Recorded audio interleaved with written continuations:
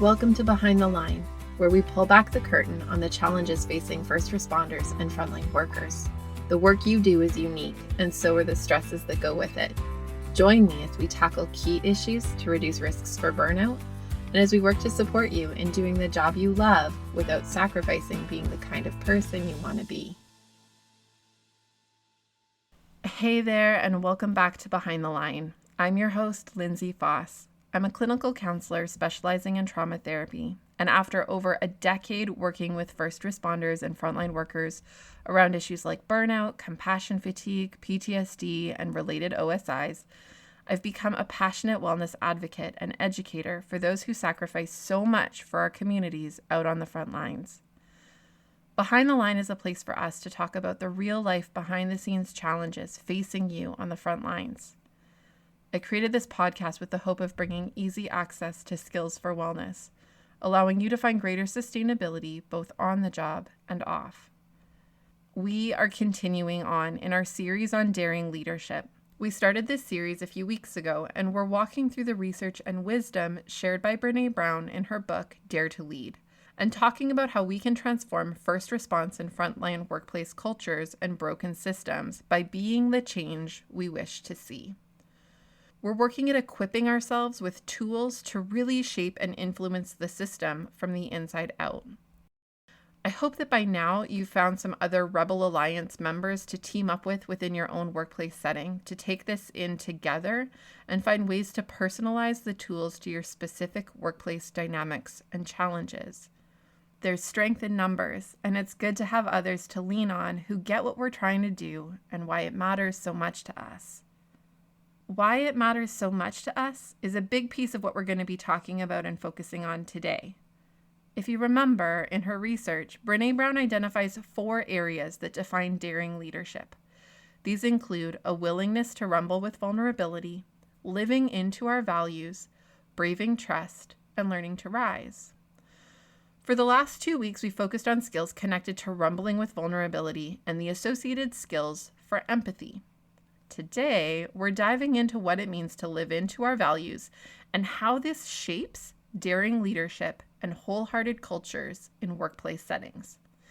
If you've been a listener for a while, some of the pieces we talk about today may be a bit familiar, back from episode 4, where we talked about the idea of anchoring to our values and why we got into the work to begin with. Knowing and remaining connected to the values that have driven us to be where we are can help us stay above water when things get tough. In Dare to Lead, Brené says this: in those moments when we start putting other voices in front of our own, we forget what made us go into the arena in the first place. The reason we're there. We forget our values, or frequently, we don't even know what they are or how to name them. If we do not have clarity of values, if we don't have anywhere else to look or focus, if we don't have that light up above to remind us why we're there, the cynics and the critics can bring us to our knees. More often than not, our values are what lead us to the arena door. We're willing to do something uncomfortable and daring because of our beliefs. And when we get in there and stumble or fall, we need our values to remind us why we went in, especially when we are face down, covered in dust and sweat and blood. Here's the thing about values. While courage requires checking our armor and weapons at the arena door, we do not have to enter every tough conversation and difficult rumble completely empty-handed. The daring leaders we interviewed were never empty-handed in the arena. In addition to rumble skills and tools, they always carried with them clarity of values. This clarity is an essential support, a North Star in times of darkness. End quote. Values tell us what matters to us, what's most important to us. Living into them is about aligning how we live, how we engage with the values we profess to have. Living into our values means being intentional about making choices that fit with my values. And doing this means being conscious of both my values and my way of engaging in my world, and the ability to check in and review whether things are in alignment or going a bit askew. In her work, Brené breaks the concept of living into our values into 3 steps.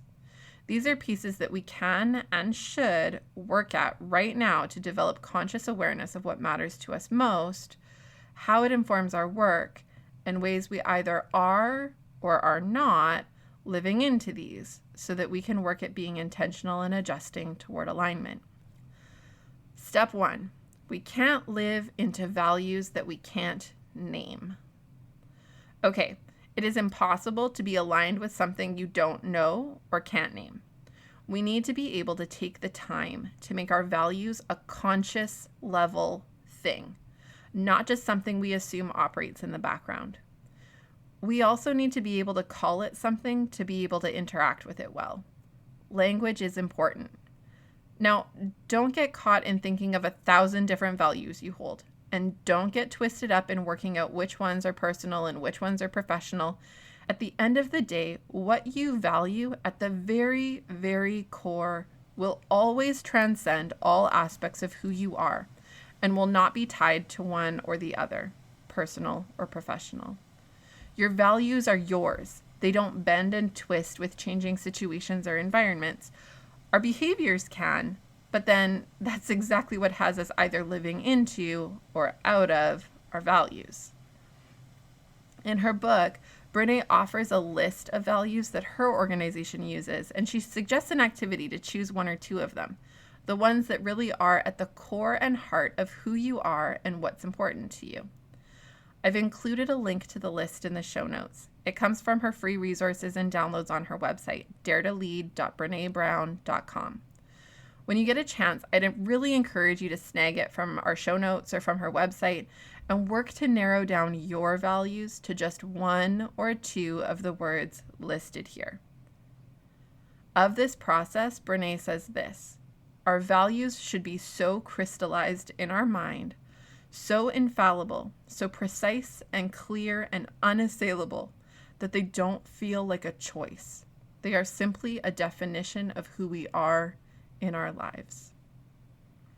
I did this exact exercise several years ago when I first walked through Dare to Lead and was working to beef up my leadership skills to ensure that the clinic I was building was built on a strong foundation that would prioritize a culture of care and connection. In reviewing the book every once in a while over the years since, and sitting with it again to pull this series together, it's always fun to come back to that list. I hilariously always come back to it wondering if I would choose different words now than I did several years ago. And each time I scan through the entire list, and every single time, I feel so very content with the words that I feel I had felt at the time define me all those years ago, because they're who I am. My 2 core values are community and understanding. Everything that I do involves these 2 pieces. In my work and in my life, I am tempted over and over again to shortcut things, make quick decisions, or skip over parts of the process to hurry things along. But when I lean into my values, I always come back to this place of, do I feel like I fully understand what's happening before I make the leap? Or have I taken sufficient time to hear and understand the voices of those involved to ensure this decision really works for those it will impact? The choices that transcend the space between personal and professional filter through this set of core values too. Ensuring I fully understand what I'm committing to and what it offers or takes away from my family if I say yes or no has become a pretty vital question as the organization I lead continues to grow, expand, and demand more. Wherever possible at our workplace, I'm looking for ways to bridge connection and community. Even when some of our clinicians work exclusively online rather than in the office, and some live in distant communities, I feel a sense of purpose connected to these words, a purpose in cultivating community and supporting others and feeling understood. My joy is fueled by seeing people come together, care for one another, and feel seen, heard, known, and valued, which to me is really just at the core of feeling understood. And I anchor to these to keep me living into my values and standing in my integrity. Brené says, quote, integrity is choosing courage over comfort. It's choosing what's right over what's fun, fast, or easy. and it's practicing your values, not just professing them." End quote.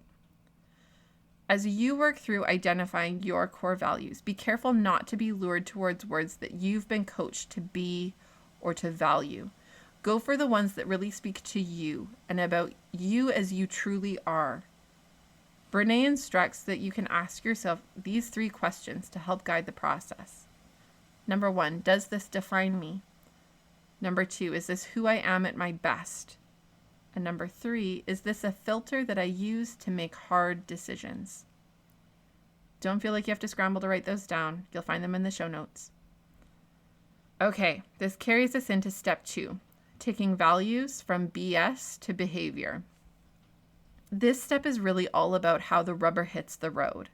And I think for many who work in first response and frontline work, this is also where they see the disconnect in their own organizations. When we talk about the idea of living into our values, it's not enough to identify some nice words and believe that we embody these. We have to actually show up and act from these places. We have to walk the talk and not just pay lip service to the lovely idea of values and then compromise them whenever it gets hard or uncomfortable. And when I say we, I do mean you and I and each of us as individual cogs within the system. But I also mean the overarching we, the capital W we, that represents our collective organizational level values and ways of engaging. I shared during the first episode of this series about my experience working in a government-funded organization that supports women facing domestic violence and abuse. On the surface, the values of the organization sounded good. We work to identify and name abuse in its various forms and empower women with understanding and supports to determine their own next steps. The programs focused on giving clear, evidence-based information, supporting connection and empowerment, growing grassroots change, and I loved every aspect of those pieces. Meanwhile, at an organizational level, the messages were different, and in actual fact, eerily reflective of the abuse issues we were mandated to help identify and solve. The values on paper were not what was reflected in action, and this dramatic dichotomy resulted in staff feeling confused, set up to fail, insecure and fearful, walking on eggshells, and ultimately in significant numbers of stress leaves and staff turnover and retention issues. Brené talks about the idea that we need to operationalize our values. We have to find ways to identify behaviors that act as indicators of whether I'm on track living into my values or not. And again, this can and needs to be both on an individual personal level as well as on an organizational level. Her suggestion is to ask 3 questions as it relates to each of our values. Remember, you're supposed to choose 1 or 2 from that list, in an effort to get clear on how we put values meaningfully into action. Here are the questions. Number 1, what are 3 behaviors that support your value? Number 2, what are 3 slippery behaviors that are outside of your value? What that means is what kind of things tempt or get you sucked out of behaviors that align with your values? And number 3, what's an example of a time when you were fully living into this value? Using these questions to gain clarity on values in action is going to be key in helping you to choose to engage from your values even when it's tough and uncomfortable, because often these are the moments we need them the most. Step 3, empathy and self-compassion, the 2 most important seats in the arena. Okay, when we're talking about the idea of being in the arena, being willing to get into the ring and get busted up in an effort to really be there, being our fullest, truest selves and not shying away from the hard stuff, we need to recognize that some stuff's going to get stirred up. We are going to have to confront things that we have potentially avoided or deferred or been totally oblivious to, especially when we are working to be in the arena within systems where we're alongside others with their own versions of being in the arena. Part of the work of being in the arena is recognizing that not everyone's arena experience is exactly the same. While we all face pressures, pushback, and obstacles in the ring, for some the stakes will be higher or the fight will be rigged against them. As a culture, in this specific moment in history, we are simultaneously confronting a zillion different issues that highlight this. And at the heart of many of these conversations is a concept called privilege. Whether the topic is race, gender, sexual orientation, economic status, religion, some of us are in positions where we will personally confront more of these in our own personal arena, and some of us will encounter them less. Meanwhile, as daring leaders, we need to be prepared to listen and use our empathy skills that we talked about last episode to navigate understanding the lived experience of those we're leading. We need to be able to remain open and curious, to be listeners rather than knowers, to support people and their potential from a frame of reference that acknowledges the ways in which their arena experience may be substantially different from our own, in ways that we may have difficulty fully wrapping our heads around due to our own limited experiences. Cultivating workplace cultures and systems level safety that seeks to courageously support the potential of all participants within the system involves tremendous focus on empathy and self-compassion. Empathy to be a non-judgmental listener rather than a knower towards others, as well as a receiver of empathy from a few key people who see your efforts to live into your values and support you in that. And self-compassion to cheer ourselves on even as we fudge it up sometimes, because we will. When you're in the ring long enough, you won't be able to sustain going through all the rounds without getting knocked out once in a while. If you aren't getting a bit beat up, that may be an indicator you're not doing it right and maybe compromising living into your values to stay out of the heat. Now, one of the areas, both as leaders and those under leadership, that can be difficult to stay in our values is when we're giving or receiving feedback. I think we have likely all experienced times where we've witnessed feedback gone awry, or where we've compromised our values when dealing with feedback. I appreciate that this is an area Brené focuses on, given that it shows up so much within workplaces. And I think it's really valuable for those who are currently in leadership roles to review what she has to say on the topic of living into your values when delivering or receiving feedback. We don't have time today to cover this piece, but I do plan to circle back to it in another episode because her research outlines some really specific and practical questions to evaluate readiness to offer feedback as well as receive feedback in a way that's aligned with wholeheartedness, and it's super good. If you don't want to wait until I circle back to it, because I'm not totally sure when I'll get to that one, I do encourage you to grab the book and take a look for yourself. There is one other piece that Brené talks about around living into our values, and it really speaks to our core assumptions about others. Within organizations, she identifies that a common value identified on paper is something called an assumption of positive intent. What this means is that organizations pay lip service to the value that they believe that people are doing the best they can with what they have, and works to see the best in people. Meanwhile, hearkening back to the idea of operationalizing and having our actions match what we say on paper, this can be tricky to actually put behavior language to. Brené says this: the people who are the most generous in their assumptions of others have the clearest boundaries. The most compassionate and generous people I've interviewed in my career are the most boundaried. It turns out that we assume the worst about people's intentions when they're not respectful of our boundaries. End quote. When we say we want to live into our values in an effort to be daring leaders who are working to stand in courage and cultivate the potential of others, we're saying that we identify value in people. If we identify value in people, we have to assume that people are giving the best they can with what they've got. Now, extending an assumption of positive intent is not carte blanche. It doesn't mean that we let people bulldoze us, or we placate, or we ignore shortcomings or poor work-related outcomes. It means that we're responsible for standing in clear boundaries, outlining our values and our limitations to facilitate the ability for others to see, understand, and work with us from that boundaried place. It's like we've circled back a bit to the episode where we talked about the idea that clear is kind. In her book, she shares a story. I'm going to read you this bit because I think it's really helpful as an illustration of what this looks like. In this excerpt, she's talking about an exercise with leaders where they talk about the concept and applications of assuming positive intent.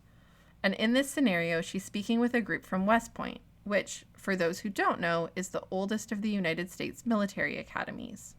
She shares this. One of the most profound responses to this exercise came out of a focus group I did with a group of leaders at West Point. One officer pushed me a little on the accuracy of the intel and kept asking, "You are 100% certain that this person is doing the best he can?" After I answered yes 2 or 3 times, the officer took a deep breath and said, "Then move the rock." I was confused. "What do you mean by move the rock?" He shook his head. "I have to stop kicking the rock. I need to move it. It's hurting both of us. He's not the right person for this position, and there's no amount of pushing or getting on him that's going to change that. He needs to be reassigned to a position where he can make a contribution." She goes on to say, assuming positive intent does not mean that we stop helping people set goals or that we stop expecting people to grow and change. It's a commitment to stop respecting and evaluating people based solely on what we think they should accomplish and start respecting them for who they are and holding them accountable for what they're actually doing. And when we're overwhelmed and struggling, it also means turning those positive assumptions toward ourselves. I'm doing the very best I can right now. End quote. If you're hearing this idea of assuming positive intent and you find yourself struggling with a reaction in you that says, "Hell to the no, there is no way that so-and-so is giving their best," I have some news for you. The research clearly suggests that those who find it easy to operate from an assumption of positive intent are consistently also those who were categorized as practicing wholeheartedness. Those who struggle more with assuming positive intent in others are often those who struggle with their own perfectionism, lack self-compassion, and have difficulty with empathy. If this is an area where you're feeling tripped up, it might be shining a light on some bigger issues. And I'd encourage you to use some of Brené's other work to look a bit more closely at these pieces in yourself, their impact on your life, and the reflection of these pieces in your leadership.